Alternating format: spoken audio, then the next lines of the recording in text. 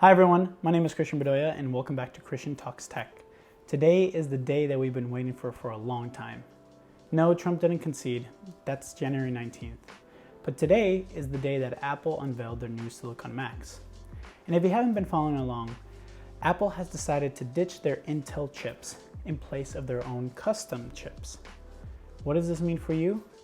Well, now that Apple has full control of both the hardware and the software, they are able to create a fully integrated system that is optimized for best performance and best battery life. So now you can actually binge watch shows until 3 or 4 a.m. on a single charge, or be able to hop on a plane and not be worried about your battery life. But in this video, I wanted to quickly show the 3 different Macs that they've been unveiled. But full disclaimer, nobody has really seen these Macs in person. We only have details from the Apple event. So until someone gets their hands on these, we don't really know how the performance of these new Macs are gonna be. I ordered mine right away, so hit that subscribe button if you wanna see my full in-depth review. All right, so let's begin.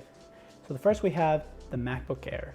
It starts at $999, and if you've ever seen a MacBook Air, they're super awesome, they're very light, and Apple decided to just keep the same design and just put in their new silicon chip.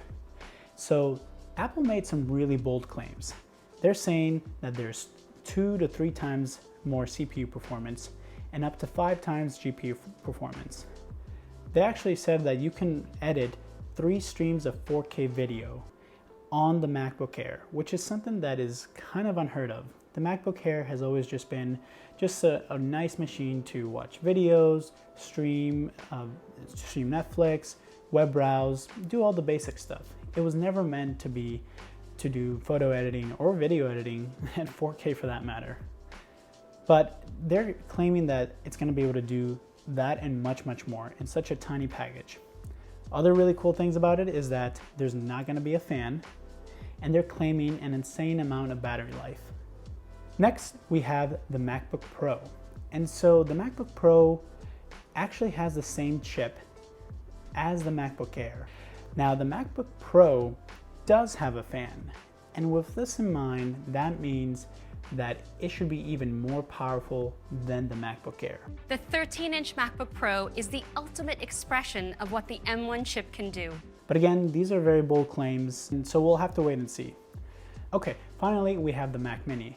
Now this one's an interesting one. So if you don't know what the Mac Mini is, it's just the box. So if you get the Mac Mini for $699, you'll be able to have a fully integrated Mac, but you'll have to get the display, the keyboard, and the mouse all by yourself.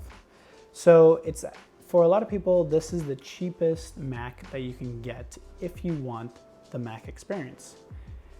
And it has the same chip as the MacBook Air and the MacBook Pro. And Apple is claiming about the same 3 times CPU performance. And because you don't have to worry about the laptop body, it actually might be able to dissipate heat even more. Theoretically, this should actually be more powerful than the MacBook Air and the MacBook Pro. So what are my final thoughts here? Well, I'm equally excited and very confused. They're making a lot of really bold claims, as I said, and not a lot of evidence to back it up. I mean, even their charts and all their presentations didn't really have units and were kind of confusing. So it seemed more like a marketing ploy than anything. And I'd admit, Apple does that a lot.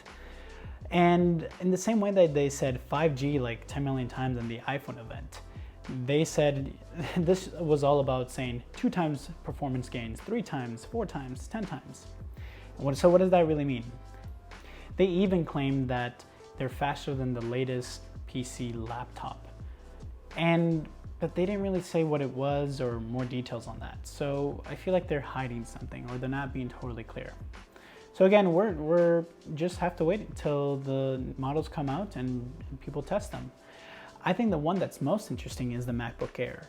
It's a thin and light portable laptop. It has forever been my go-to laptop, and I'm really excited to get my hands on it. It's also the cheapest, so I'm sure a lot of people want to see if this is capable to do 4K video editing, then it should be capable of doing everything else that they want. So stick around for my full in-depth review. And until then, stay safe, and I'll chat with you guys later.